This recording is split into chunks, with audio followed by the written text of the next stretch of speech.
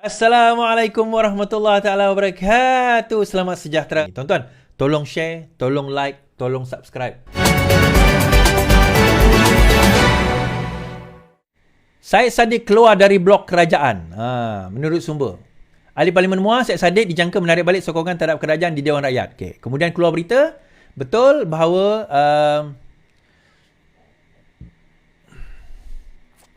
keluar kerajaan biar dihukum daripada hilang prinsip, kata Syed Saddiq. Okay. Daripada hilang prinsip, dia kata biarlah dia dihukum. Dia tak kisah nak keluar daripada kerajaan. Dia tak kisah pun. Keluar-keluarlah. Dia daripada rela dihukum. Biar dihukum daripada hilang prinsip, katanya. Okay, kita baca. Ahli Parlimen Syed Saddiq secara rasmi mengumumkan keluar daripada kerajaan perpaduan untuk menjadi pembangkang sebagai kuasa ketiga. Presiden muda tidak akan diambil sebagai protes berhubung keputusan melepas tanpa membebas Presiden UMNO daripada 47 tuduhan dalam kes siasatan akal budi. Dakwa Syed tindakan kerajaan dilihat permulaan normalisasi rasuah dan beliau enggan bertolak ansur dengan perbuatan tidak berprinsip seumpama itu. Okay? Tidak berprinsip seumpama itu, dia kata. Now, alangkah eloknya tuan-tuan, kalau perkara yang sama, Syed Saddiq ucapkan sewaktu kes pertama Zahid Hamidi digugurkan pada September 2022. Tuan-tuan kena ingat September 2022, 24 September 2022, Zahid juga didapati tidak bersalah. Tidak ada prima facie pada waktu itu dan didapati tidak bersalah. Didapati tidak bersalah pada waktu itu. Kes itu digugurkan. Bukan digugurkan, didapati tidak bersalah lah, tak digugurkan pun. Didapati tidak bersalah. Tidak ada prima facie. Tidak ada prima facie, tuan-tuan. Mahkamah mendapati tidak ada prima facie. Walaupun dia rayu lepas itulah. Dalam keadaan tidak ada prima facie, kerajaannya siapa? Perikatan Nasional. UMNO bersama siapa? Perikatan Nasional. Zahid bersama siapa pada waktu itu? Perikatan Nasional. Tapi kita dengar apa Syed Saddiq kata? Bila melibatkan kes yang itu? Dia kata apa?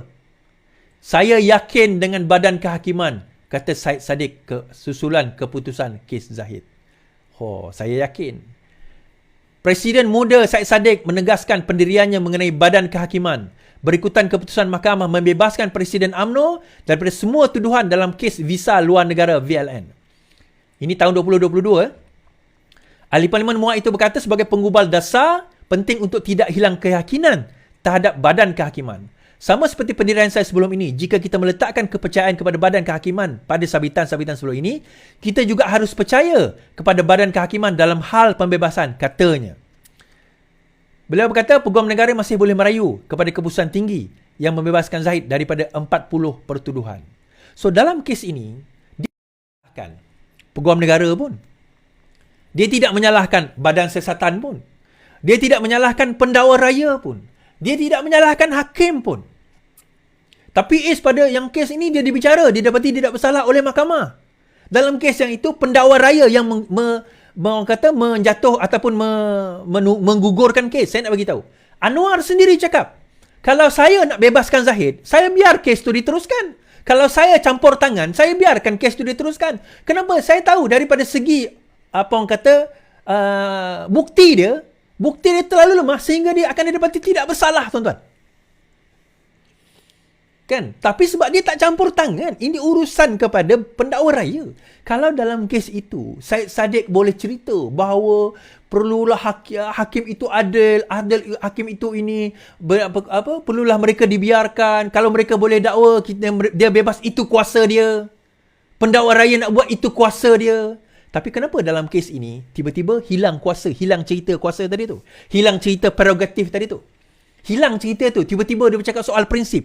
2022 ni bukan tahun 2002 Syed Saddiq membawa lahir kot, ataupun 10 tahun masa tak lahir lagi, dia tak sampai 10 tahun umur dia. Ini bukan 2002, ini 2022, tahun lepas, setahun yang lalu, almost exactly, less than a year, 24 September 2022, dia bercakap ini soal kehakiman. Kalau mereka boleh dakwa, maka mereka juga boleh bebaskan. Samalah dalam kes ni.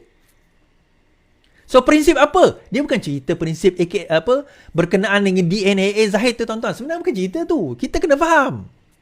Dia bukan cerita tu. Cerita dia pada kes dia. Dan pada Atok. Kes ini pada Atok. Kenapa? Pertama sekali, ini saya nak cerita lah. Malam ni saya cerita. Saya dedahkan.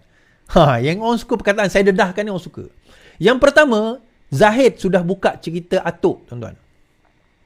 Zahid sudah buka cerita Atok. Okay, cerita apa? Konspirasi Mahathir untuk nak membubarkan UMNO. Saya dah cerita tapi saya cerita lagi. Bersatu diwujudkan atas dendam terhadap UMNO.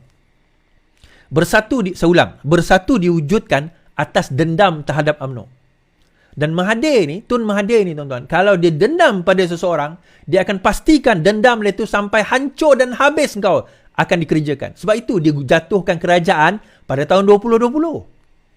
Sebab dendam dia kepada siapa? Kepada geng-geng Pakatan Harapan yang tak nak dengar cakap dia. Kerajaan jatuh. Dendam dia pada UMNO pada waktu itu. Dia nak memastikan UMNO akan hancur, habis.